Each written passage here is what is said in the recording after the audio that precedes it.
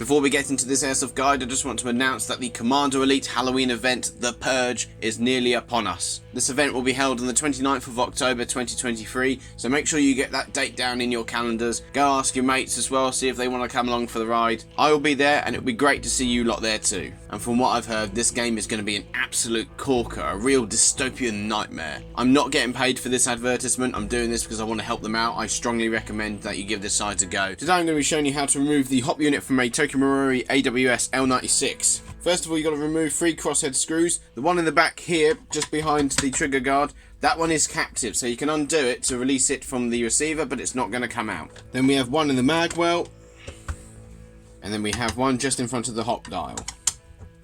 So with those 3 screws undone, we should now be able to separate the upper receiver from the stock. Next up, we want to remove the loading ramp here, so we have a little crosshead screw here and 2 on either side of it at this end.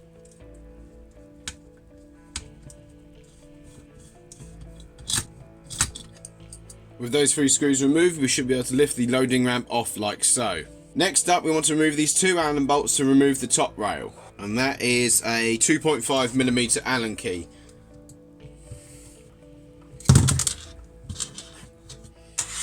And with those 2 screws removed, the rail should lift off like so. Next up, we want to remove this locking crosshead screw right here. Once you've removed that screw, these 2 screws also need to come out.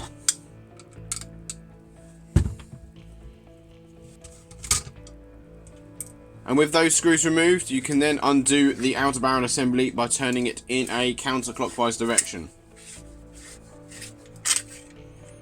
And then we can remove the outer barrel like so. This little metal ring should fall out from the receiver assembly, and this usually goes inside like that. Next up, this little crosshead screw must come out.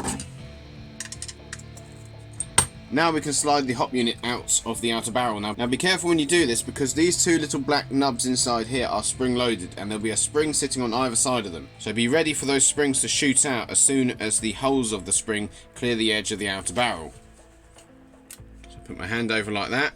So we've got 1 spring and then the other. These are not the original springs because I lost them ages ago because of, well, not making sure I kept an eye on them. Also, these 2 little black nubs now are loose, so again, make sure, probably best to take them out so you don't lose them. And now the hop unit should slide out with the inner barrel too. Now we have got some homemade barrel spacers which have all got jammed up in here, but that's another problem for another day. Now the hop unit itself is this little black component here, and it's surrounded by this metal carriage. You'll need a 2mm Allen key for this. There we are. Now we can remove this little metal cap and the hop units from this metal carriage. Now I had a few issues with the outer barrel twitching around inside the metal carriage and inside the hop unit, so I put a tiny little O-ring here which actually mates up with this little gap here and holds the barrel still once it's all tightened up in the metal carriage. Next up, we're going to push this little clip out here. There we are. And then we want to remove our little O-ring out of the way. Now we want to push the barrel and bucking out like so.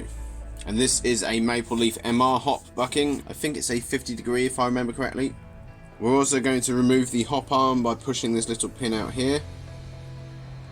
And then we can access the little nub carriage, as we'll call it, which can also be gently pushed out.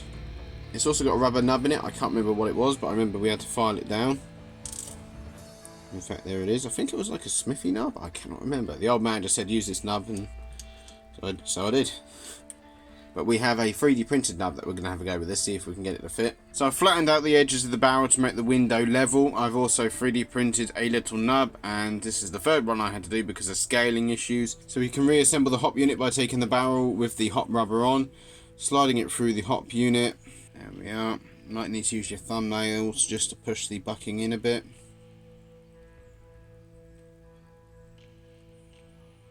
There we are.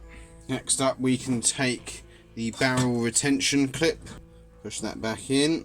Next up, we're going to take our 3D printed nub and drop it in like so. We'll take our hop arm assembly, slide it over the barrel, plonk it in like that, and then you want to line the pivot point on the hop arm with the hole, and then take the little pin from earlier, push that through, and that will form the fulcrum of our hop arm. And sometimes you have a little spring that goes on this stud here, and that pushes along the bottom of this hop actuator. Next up we take our hop carriage and slide in the hop unit like so. Make sure that the little pivot pin isn't sticking out.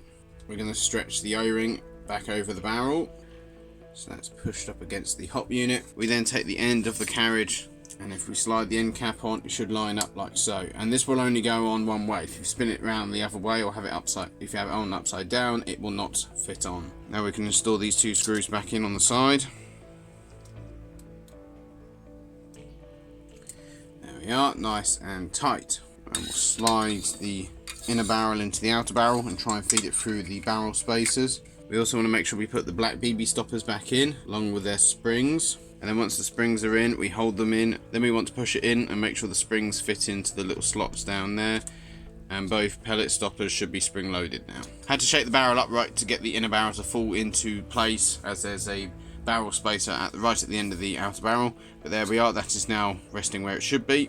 We want to take this bit of metal and its corresponding screw, and we want to screw it back in place here. Next up we've got this metal ring here, and that needs to slide into the outer barrel assembly like so. Then we want to take our receiver and we want to slide the cylinder and the loading flag in place like that, and then we want to screw it up.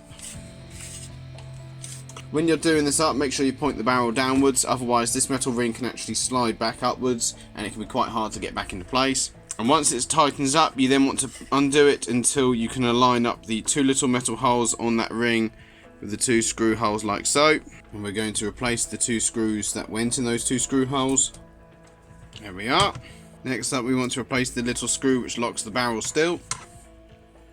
We'll turn it back upside down and we'll take the loading ramp now, and we'll slide it into place. It should sit in this little metal bracket here, and these two lugs should line up with these two screw holes at the back. The thin, long, small screw that goes in this hole right here. Then we install the two screws at the back. Don't over tighten them because you don't want to damage the loading ramp. Flip it back over, take your top rail, and this will only go on one way, so not that way round, like that. Then we take the two Allen screws from earlier and reinstall those. We are. And then finally we can reunite the stock and receiver / outer barrel assembly. We'll do up the back screw first. We'll then reinstall the front screw. And then finally we have the screw in the mag well. And that is how you remove, disassemble, reassemble, and then reinstall the hop unit in a Tokyo Marui AWS L96. If you found this guide useful, then please make sure you leave a like, and if you want to be part of the channel, then please make sure you subscribe too. And once you've done that, you can check out this rifle in action right here.